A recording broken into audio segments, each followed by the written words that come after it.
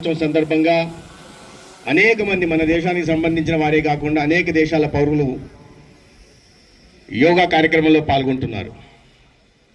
ఈ సంవత్సరం 11వ అంతర్జాతీయ సంవత్సరం గౌరవ ప్రధానమంత్రి ఆంధ్రప్రదేశ్లో విశాఖపట్నంలో ఆ యోగా దినోత్సవం నాడు కార్యక్రమంలో పాల్గొంటున్నారు. ప్రధానమంత్రి గారు వస్తున్న సందర్భంగా ఈ కార్యక్రమాన్ని చాలా ప్రతిష్టాత్మకంగా నిర్వహించాలని, దానికోసం పెద్ద ఎత్తున ఏర్పాట్లు గౌరవ ముఖ్యమంత్రి చంద్రబాబు నాయుడు గారు, ఉప ముఖ్యమంత్రి పవన్ కళ్యాణ్ గారు రాష్ట్ర వ్యాప్తంగా చేస్తున్నారు. దాంట్లో భాగంగానే నెల రోజులుగా మనం యోగా కార్యక్రమాలను జరుపుకుంటున్నాం. దీని వెనుక ముఖ్య ఉద్దేశం ఏంటంటే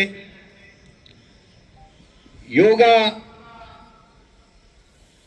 పట్ల అవగాహన కలిగించడం, వర్తమాన తరాలకి భావి తరాలకి